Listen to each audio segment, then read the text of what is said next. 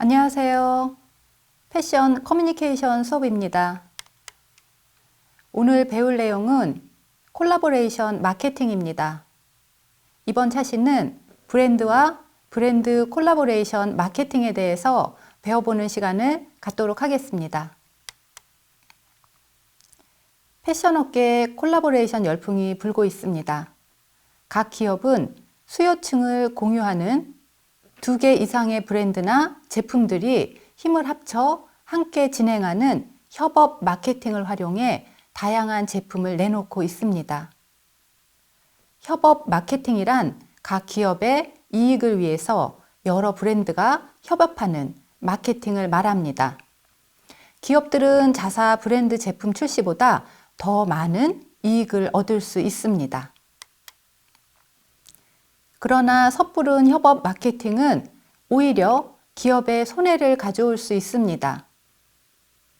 과도한 협업 마케팅으로 인해 소비자가 이질감을 느낀다거나 협업으로 탄생한 제품만 기억되고 정작 브랜드의 인지도는 이전과 변화가 없는 그런 경우에 기업은 손해를 볼 수가 있습니다. 콜라보 마케팅을 성공적으로 이끌기 위해서는 이 3가지 요소가 필요합니다. 누구나 예상할 수 있는 콜라보는 콜라보가 아니죠. 사람들은 이제 웬만한 콜라보레이션에는 별 감흥이 없습니다. 그래서 주목하는 것이 첫 번째, 의외성입니다. 예측하기 어려운 신선한 조합이 주는 그 의외성에서 탄생하는 희소성에 사람들은 열광하며 특별한 제품을 소장하고 싶어 하고 특별한 경험을 하고 싶어 합니다. 두 번째는 재미입니다. 단순히 콜라보레이션에서 더 나아가 사람들에게 다양한 재미를 제공할 수 있다면 사람들의 관심을 듬뿍 받을 수 있습니다. 성공적인 콜라보레이션 마케팅을 위한 3번째는 품질입니다. 성공적인 콜라보레이션을 만들기 위해서는 콜라보레이션을 통해 만들어진 그 제품의 품질이 좋아야 합니다. 정작 제품의 품질이 기대 이하라면 오히려 두 브랜드의 이미지는 나빠지겠죠. 브랜드와 브랜드의 콜라보레이션 사례 중 재미있는 사례부터 배워보도록 하겠습니다. 첫 번째는 게스와 가스알명수입니다. 글로벌 패션 브랜드 게스가 동화약품의 그 브랜드 가스알명수를 만나 게스알명수가 됐습니다. 그동안 많은 콜라보레이션을 했던 패션 브랜드가 제약 브랜드와 콜라보레이션을 한 건 처음이었습니다. 이것만으로도 많은 관심을 모았는데 그렇게 만든 결과가 게스알명수라는 피식하게 그렇게 만드는 이름이라 잊을 수 없는 이슈를 남겼습니다. 게스는 1981년에 런칭한 미국의 패션 브랜드입니다. 데님진을 바탕으로 한 의류나 시계, 액세서리, 향수 등을 취급합니다. 1990년대에 한국 시장에 진출해 당시 중고등학생이나 20대들에게 제법 비싼 청바지 브랜드로 아주 선풍적인 인기를 얻었습니다. 이후 국내 청바지 브랜드도 앞다퉈서 고급화를 서둘렀습니다. 결과적으로 브랜드 청바지 가격이 전체적으로 급등하게 되었죠. 빨간색 테두리의 역삼각형 속 그 상단에 게스라는 검은 글자가 있고 그 아래 빨간색 물음표가 그려져 있습니다. 게스는 인기 덕분에 모조품이 난무하였습니다. 이로 인해 1990년대에는 유행에 민감한 학생들이 게스가 진짜인지 모조품인지 구분하는 능력을 갖추게 되었고 모조품인 것이 발각될 경우에 게스를 안 입은 것만 못할 정도로 놀림을 받았습니다.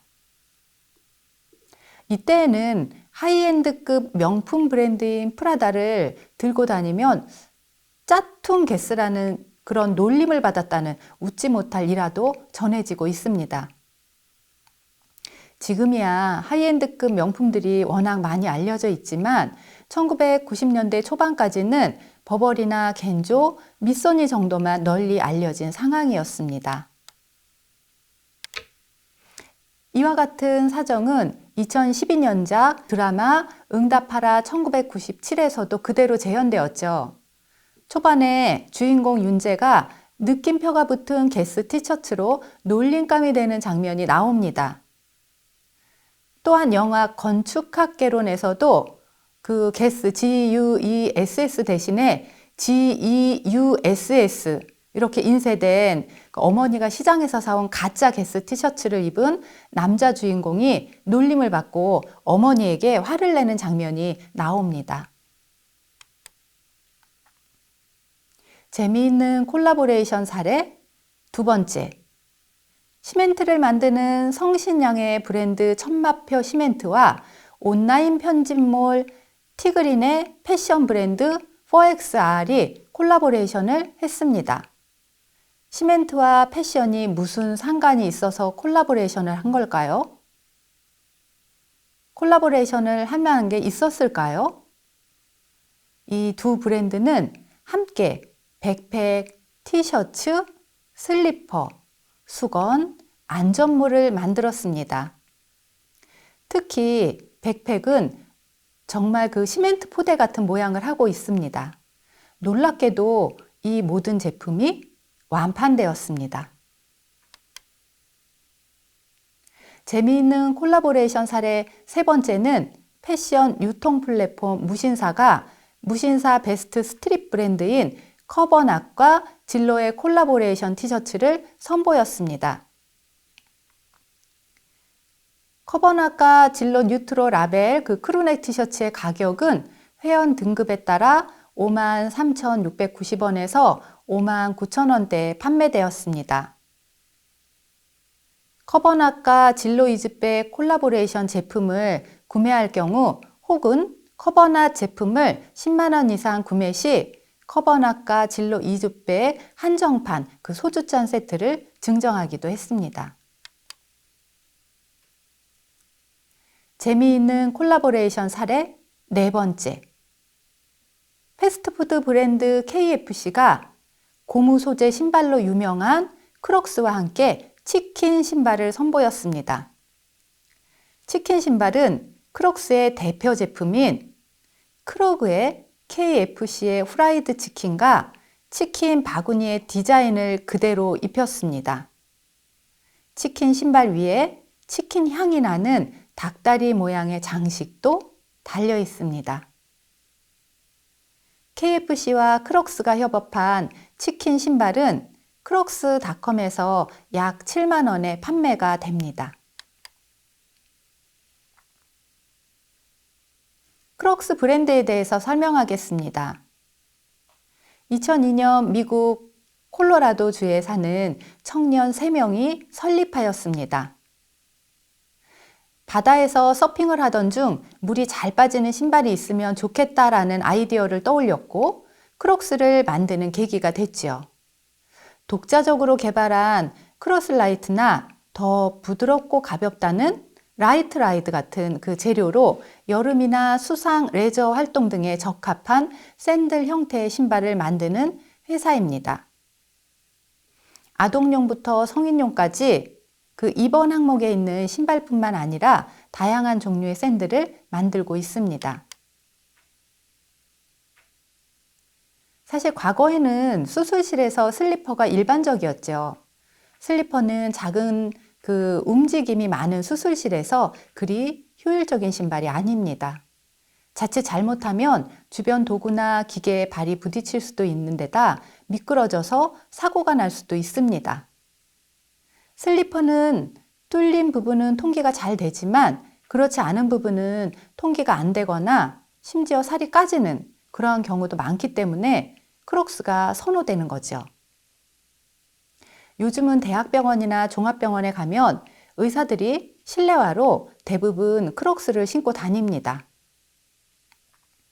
이러한 변화상을 반영했는지 최근 병원을 소재로 한 드라마에서 의사 역할을 한 배우들이 크록스를 신고 나오는 모습을 자주 볼 수 있습니다. 첫 번째 퀴즈로 넘어가도록 하겠습니다. 각 기업의 이익을 위해 여러 브랜드가 함께 제품을 출시하는 마케팅을 말하며 자사 브랜드 제품 출시보다 더 많은 이익을 얻을 수도 있는 이 마케팅은 무엇일까요?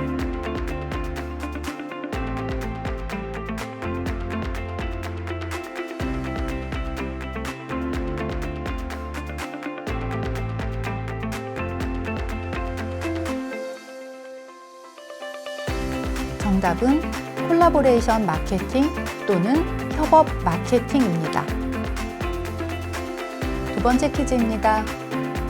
1981년에 런칭한 미국의 패션 브랜드로 데님 진을 바탕으로 한 의류나 시계, 액세서리, 향수 등을 판매하며 1990년대에 한국 시장에 진출해 당시 중고등학생이나 20대들에게 제법 비싼 청바지 브랜드로 아주 선풍적인 인기를 얻은 브랜드는 무엇일까요?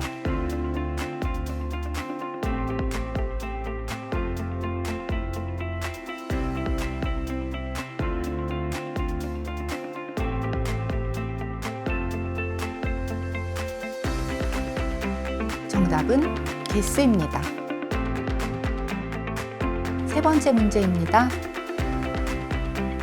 2002년 미국 콜로라도주에 사는 청년 3명이 설립하였으며 바다에서 서핑을 하던 중 물이 잘 빠지는 신발이 있으면 좋겠다 라는 아이디어를 떠올려 만든 브랜드는 무엇일까요?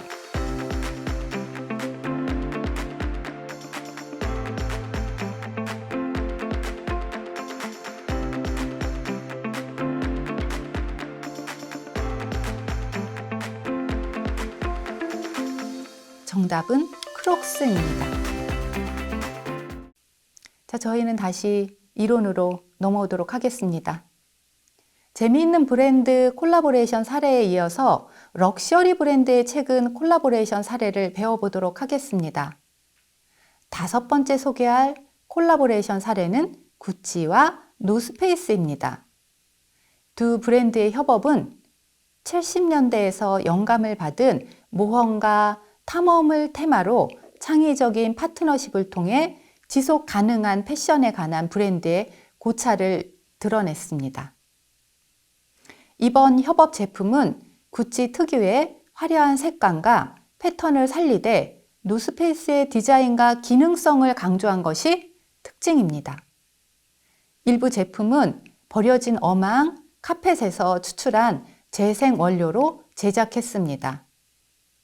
제품 포장에 들어가는 모든 종이는 재활용을 위해 코팅 처리를 하지 않았습니다. 친환경 패션 트렌드를 반영한 것이죠. 이 위에도 8가지 패턴으로 제작된 백팩과 패딩 소재를 활용한 스커트, 협업 로고가 아주 잔뜩 그려진 침낭 및 텐트 또한 아주 주목할 만합니다. 구찌와 노스페이스의 협업은 가장 인기 있는 명품과 아웃도어의 만남입니다. 그래서 눈길을 끌었죠. 구찌를 재도약시킨 주인공인 알렉산드로 미켈레 구찌 크리에이티브 디렉터가 처음으로 내놓은 협업 제품이라는 점도 관심입니다. 구찌는 구찌오 구찌가 1921년 이탈리아 피렌체에서 설립하며 시작되었습니다. 구찌는 유명한 명품 패션 브랜드 중 하나입니다. 프라다나 펜디와 비슷한 급의 브랜드죠. 톰 포드가 디자이너였던 시절엔 아주 가장 핫한 남성복 라인으로 인기를 받았습니다. 2015년 이후 20, 30대에서 가장 핫한 명품으로 재부상했죠. 루이비통, 펜디, 고야드 등과 마찬가지로 특유의 반복되는 모노그램이 아시아에서 특히나 인기가 있는 브랜드입니다. 구찌는 알렉산드로 미켈레의 새로운 컬렉션이 발표된 이후 어깨의 눈을 단숨에 사로잡았습니다. 기존의 올드하고 식상한 이미지를 완전히 바꿔서 화려하고 자유분방한 신세대적인 구찌를 내놓았습니다. SNS를 통해 캐주얼하면서도 젊은 감성의 그 독특한 디자인이 입소문을 타며 이후로도 여타 패션 하우스와는 다른 행보를 보여주고 있습니다. 젊은 층의 폭발적인 입소문에 매출이 급등하였고 실제로 2019년 그 수익의 60%가 30세 이하의 고객층에서 나오고 있다고 했습니다. 노스페이스는 미국의 등산용품 및 아웃도어 브랜드입니다. 우리나라에서는 노스페이스를 영업무역에서 판매하고 있습니다. 2000년대 후반부터 2010년대 초반까지 중고등학생들 사이에서 인기를 끌며 노스페이스 바람막이 및 패딩, 그리고 가방이 고딩들의 교복으로 활용되었습니다. 한때 중고등학생들이 생각하는 아주 최고의 패션 브랜드 중 하나였습니다. 화면에서 보이는 그 사진에 나온 제품들은 눕시 다운 재킷입니다. 2009년 겨울에만 무려 6만 장이 팔려나갔습니다. 왜 노스페이스가 유명했는지에 대해서는 설들이 굉장히 많습니다. 사실 어떤 한 가지 이유 때문에 잊기 시작했다기보다는 여러 가지 시장 동향과 청소년들의 모방 심리가 결합되면서 유행을 선도했다는 게 가장 타당할 것입니다. 6번째로 소개할 콜라보레이션 마케팅은 디올과 나이키입니다. 요즘 젊은이들 사이에선 희소성 있는 신발을 정가보다 비싼 값에 파는 슈테크가 인기입니다. 잘만 하면 슈테크로 큰 돈을 만질 수 있기 때문이지요. 이렇게 구입한 신발은 온라인 커뮤니티나 중고거래 사이트에서 리셀, 즉 되팔기 방식으로 팔려나갑니다. 대부분의 리셀 제품은 단종이거나 소량만 제작되는 한정판입니다.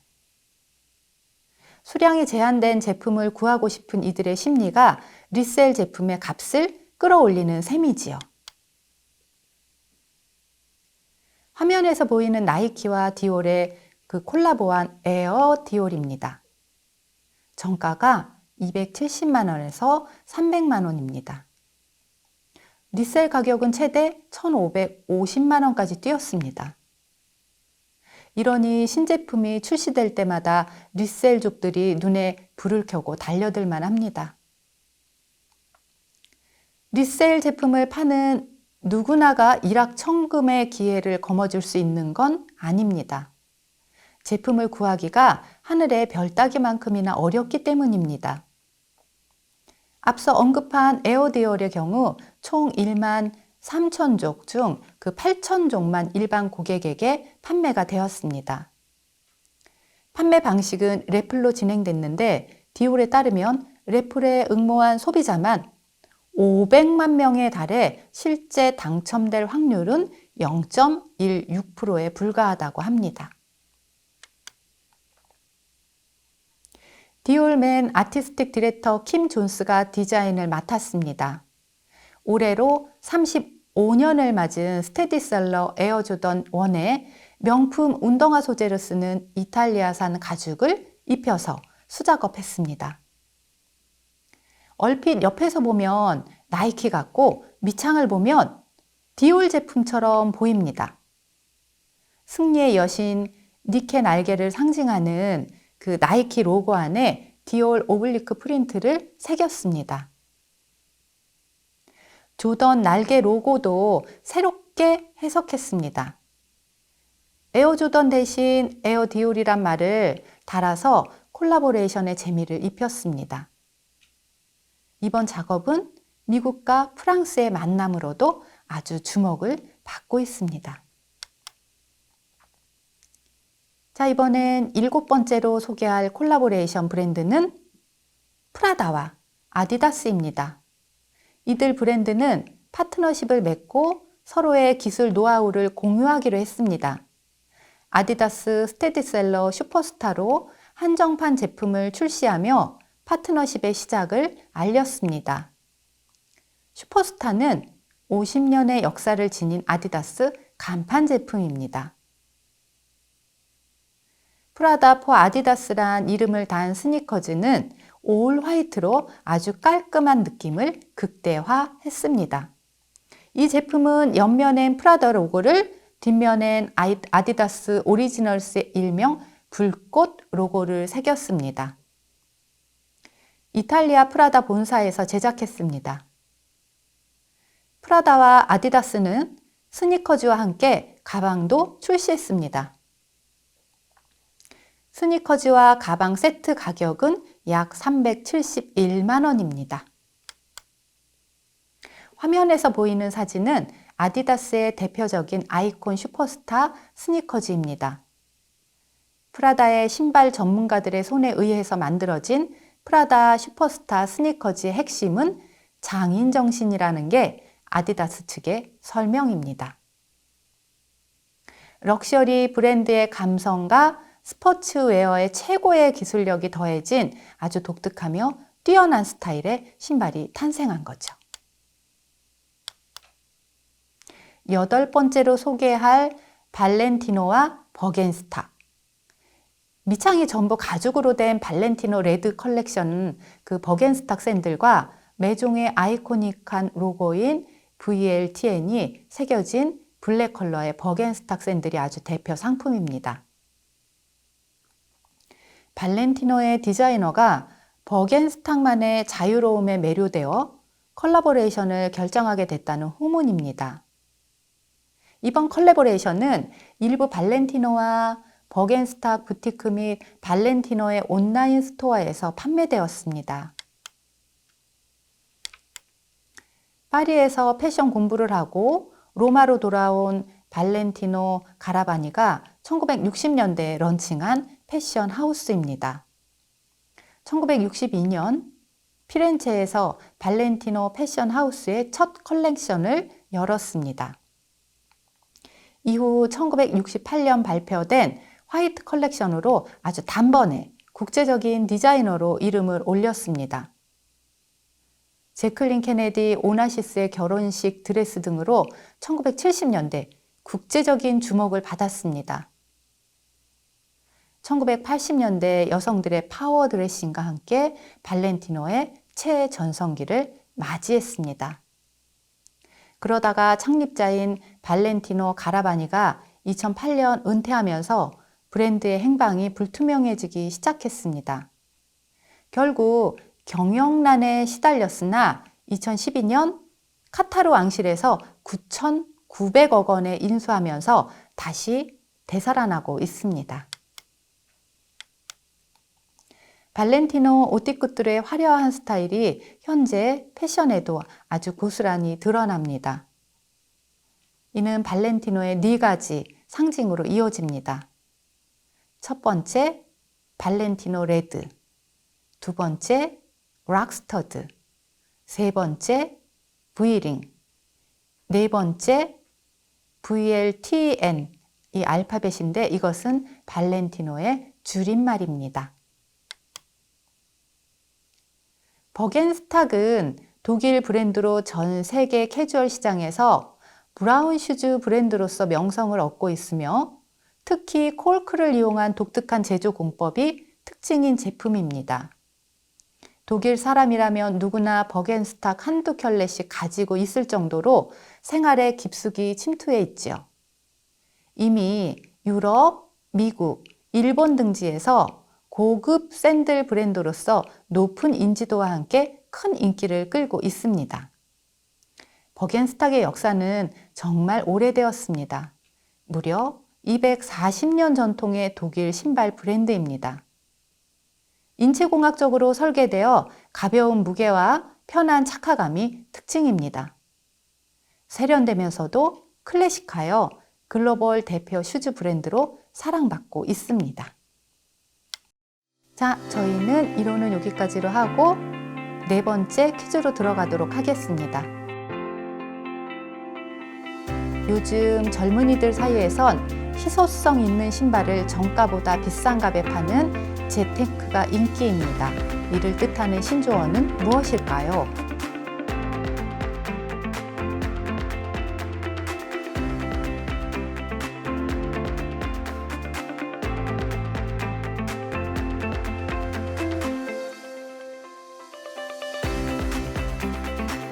정답은 슈테크입니다.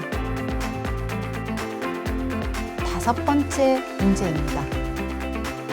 브랜드 전반의 이미지를 과감하게 바꾸면서 스트릿, 힙합 패션 등지에서 큰 인기를 끌며 가장 핫한 명품 브랜드 중 하나로 올라선 구찌의 2015년부터 현재까지 수석 디자이너의 이름은 누구일까요?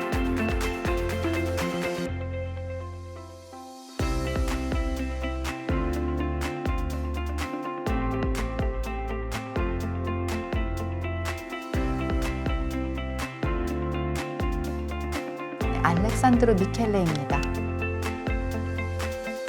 마지막 여섯 번째 문제입니다. 약 240년 전통의 독일 브랜드로 전 세계 캐주얼 시장에서 브라운 슈즈 브랜드로서 명성을 얻고 있으며 특히 콜크를 이용한 독특한 제조 공법이 특징인 이 제품 무엇일까요?